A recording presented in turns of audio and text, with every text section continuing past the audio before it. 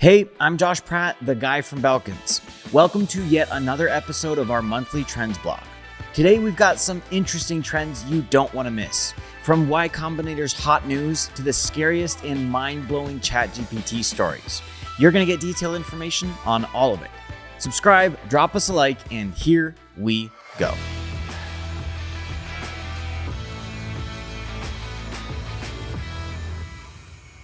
So as time flies by, it's becoming more and more obvious that AI is everywhere.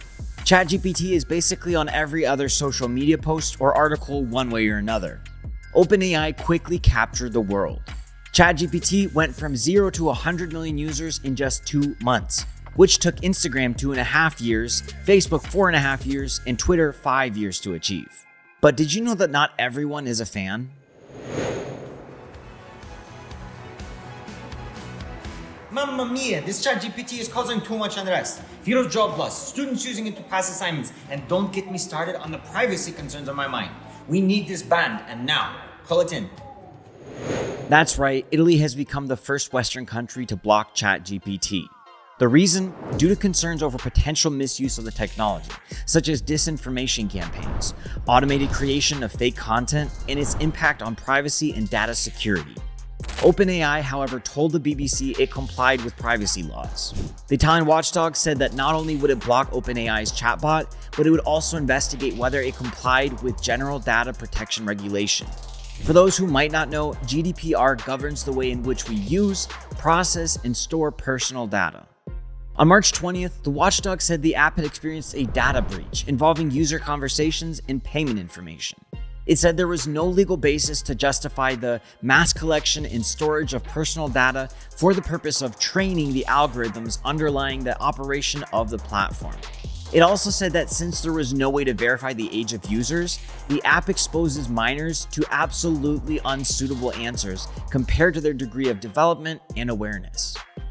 In an article from BBC on this topic, there's more to learn than just Italy's take on ChatGPT. In it, it's mentioned that key figures in tech, including Elon Musk, Jean Talin, and even Evan Sharp, called for these types of AI systems to be suspended amid fears the race to develop them was out of control. So, long story short, OpenAI and Italy right now, not the best of friends. Whether other countries will take Italy's side on this or not, we'll have to wait and see. What do you think? Will other countries join in the ban of ChatGPT? And will this petition signed by Elon Musk, Apple CEO Steve Wozniak, and many others actually make an impact? Leave your thoughts in the comment section below. It's easy to say that in regards to AI, we're slowly seeing two different sides, those more conservative and those more experimental. If AI will have access, or maybe already has access to our privacy, it could get leaked to different government agencies, which isn't very reassuring if you ask me. So Italy being more conservative might be on the right track. But what about the other or not as conservative side?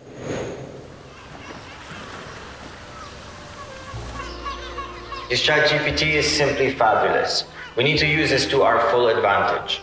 We've been wanting new ways to better preserve our precious language, so let's innovate with OpenAI so that we can not only achieve this, but also inspire other low-resource languages to follow in our footsteps. Ladies and gentlemen, gather around for the delightful tale of the Icelandic government and their whimsical quest for digital efficiency. In a land of fire and ice where geysers erupt and glaciers dominate the landscape, the government faced a formidable challenge. How could they streamline their communications, ensuring that their people remain informed and engaged? Enter the mighty ChatGPT, a language model of legendary structure summoned from the realms of OpenAI. Iceland's valiant heroes in the dictorate of e-government know the time has come to harness the power of this AI wizardry. They quickly put ChatGPT to work, giving it the task of automating content generation, making official language translations faster and more precise than ever before. In no time at all, ChatGPT proved to be a trusty sidekick, slashing through the tangled thickets of bureaucracy with its linguistic prowess.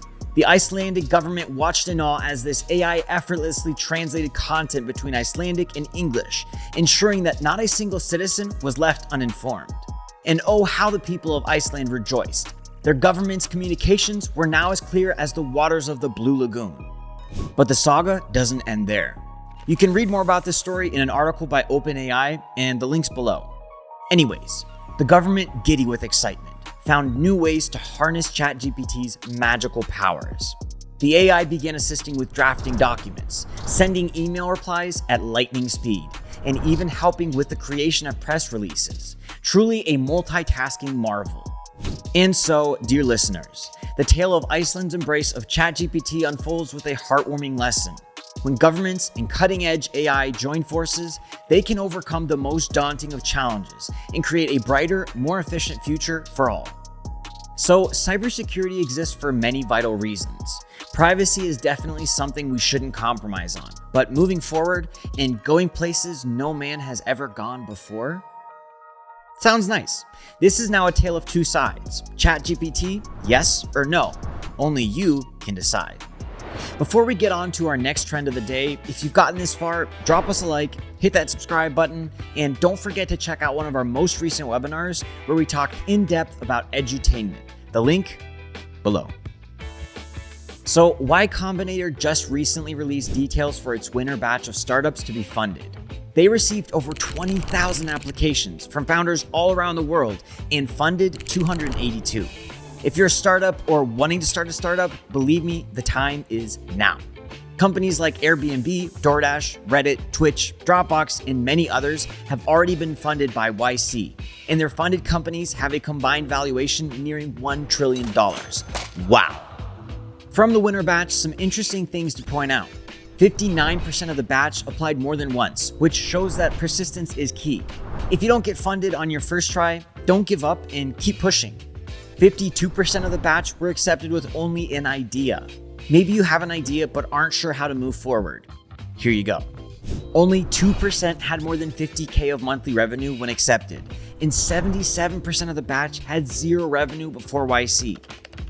This just goes to show that whether you have an idea but don't know how to realize the idea, if you have things started already but no revenue yet, or maybe you have both a startup and revenue but simply need a big bro boost, YC is something you should definitely keep on your radar. In our last trends blog, we talked about the SVB crash, which caused panic in many companies to consider relocation. But with this great news from YC, the Bay Area is yet again going to be a happening place. In fact, 86% of W23 founders lived in the Bay Area. Though most founders spent the batch in the Bay Area, the program was still remote friendly, with batch talks and office hours hosted online. So if you're not in the general vicinity, no need to pack your bags. Meanwhile, unpack my bag. Many of the chosen companies were tech-oriented, and there was an explosion of API products included. The number of AI companies were fewer than expected, but still quite a lot. Out of the 282 companies chosen, 60 are directly or indirectly related to technology. Not a surprise. Not many blockchain projects in this next batch, and 17% of the companies are led by female founders. Solo founders are basically non-existent, and founding pairs are also very rare. In case you're curious to get more detailed information as to the industries included in W23, 54% were in B2B enterprise SaaS, 17% in dev tools, 12% fintech, and then some in healthcare, prop tech, aerospace, and more. Some of the notable startups in this batch are Passive, Airbyte, Dovetail, and Static.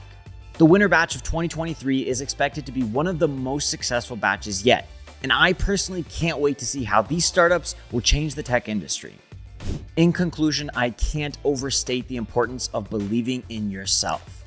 I've talked about this multiple times in the past in other videos, but I just can't stop saying this. AI could be a threat to people and put people out of their jobs. If you're a good hard worker, innovative, flexible, and have a desire to make it in this life, don't worry and instead put that energy into learning new things and improving so that you become someone irreplaceable. Or maybe you have an amazing idea or even a startup, but you simply need some help. Don't give up. Remember that hard work pays off, and YC might pick you in their next batch. Never give up, keep moving forward. Thanks for watching, and if you want to drive more sales more often and have fun doing it, schedule a free consultation with us by following the link in the description box below. Subscribe for more videos like this, and I'll see you all in the next one. Peace.